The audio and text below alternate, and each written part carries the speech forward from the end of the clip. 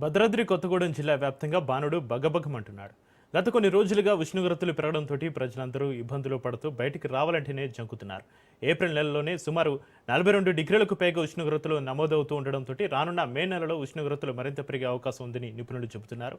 సింగరేణి ప్రాంతం ఎక్కువగా ఉండడంతో సింగరేణి కార్మికులు సైతం ఉద్యోగాలకు వెళ్లేందుకు వెనకడుగు వేస్తున్నారు. ఎండల తీవ్రతపైన పూర్తి సమాచారాన్ని మా భద్రాద్రి ప్రతినిధి నవీన్ అందిస్తారు.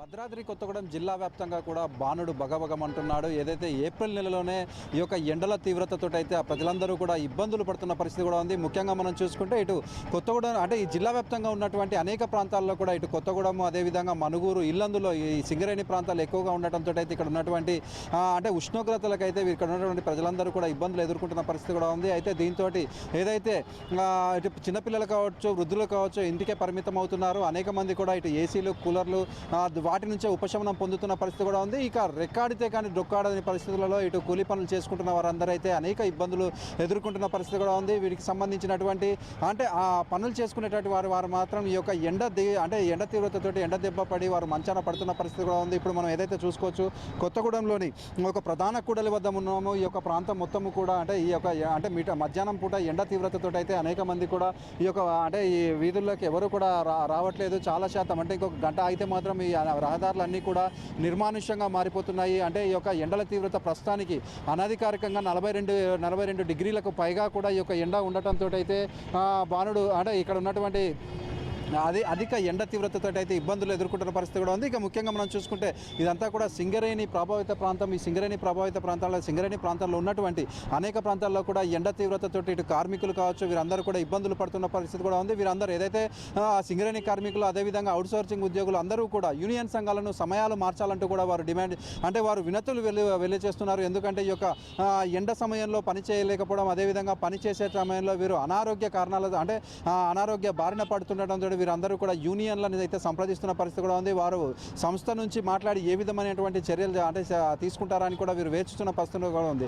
అదేవిధంగా మనం చూసుకుంటే ఈ యొక్క జిల్లా వ్యాప్తంగా ఇటు చిన్నపిల్లలు మరియు వృద్ధులు ఎవరు కూడా బయటికి రావద్దంటూ కూడా అందరూ కూడా అంటే అవసరం ఉంటేనే బయటికి రావాలని వైద్యులు కూడా సలహాలు ఇస్తున్న పరిస్థితి కూడా ఉంది. ఇప్పటికే అనేక ప్రాంతాల్లో కూడా ఇటు చలివేంద్రాలు కావచ్చు లేకపోతే ఈ యొక్క ఎండ నుంచి ఉపశమనం పొందేందుకు ఈ యొక్క ప్రభుత్వం తరఫున కొన్ని కేంద్రాలను కూడా ఏర్పాటు చేస్తున్న పరిస్థితి కూడా ఉంది.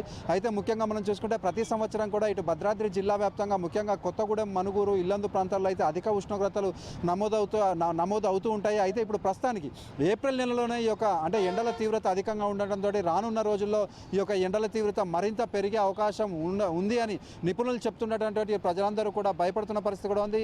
అయితే అంటే ఇటు ప్రభుత్వాలు కావచ్చు ప్రభుత్వ అధికారులు కావచ్చు లేకపోతే ఇటు వైద్యులు చెప్తున్న దాని ప్రకారం ఏదైతే ఎండల తీవ్రత మరో 2-3 రోజులు అధికంగా అంటే సాధారణ ఉష్ణోగ్రతల కంటే 2 నుంచి 3 డిగ్రీల అధిక ఉష్ణోగ్రతలు ఉన్న నేపథ్యంలో ఎవరు కూడా అంటే అనవసరంగా బయటికి రావద్దాను. ఒకవేళ అర్జెంట్ పనులు ఉంటేనే బయటికి రావాలని ఒకవేళ వచ్చినా కూడా తెల్ల రూమాలు కావచ్చు లేకపోతే వాటర్ బాటిల్స్ గ్లూకోజ్ వాటర్ వీటన్నిటి అంటే అన్ని ప్రికాషన్స్ తీసుకుంటేనే బయటికి రావాలని బయట తిరగాలంటూ కూడా వీరందరూ కూడా చెప్తున్న పరిస్థితి కూడా ఉంది. మొత్తంగా మనం చూసుకుంటే అంటే ఇటు ఎండల తీవ్రత రోజు రోజుకి పెరుగుతుండటంతో ఇటు సామాన్య ప్రజలు అయితే ఉక్కిరి బిక్కిరి అవుతున్న పరిస్థితి కూడా ఉంది. ఇటు ఎండ వేడిమి అదేవిధంగా ఉక్కపోతతో అనేక ఇబ్బందులు ఎదుర్కొంటున్న పరిస్థితి కూడా ఉంది. ముఖ్యంగా మనం చూసుకుంటే 50 డిగ్రీల ఉష్ణోగ్రత దాటితే మాత్రం ఖచ్చితంగా వాటర్ స్ప్రింక్లింగ్ కావచ్చు లేకపోతే కొన్ని సేఫ్టీ ప్రికాషన్స్ తీసుకోవాల్సి ఉన్న నేపథ్యంలో ఒకవేళ 50 డిగ్రీలు దాటితే మాత్రం ప్రభుత్వ అధికారులు కూడా దీనికి సన్నద్ధమయ్యి ఇటు జిల్లా ప్రజలందరినీ కూడా ఎండ నుంచి తప్పించాలంటూ కూడా వీరు కోరుకుంటున్న పరిస్థితి కూడా ఉంది. కెమెరామెన్ మధుతో నవీన్, రాజ్ న్యూస్, భద్రాద్రి జిల్లా.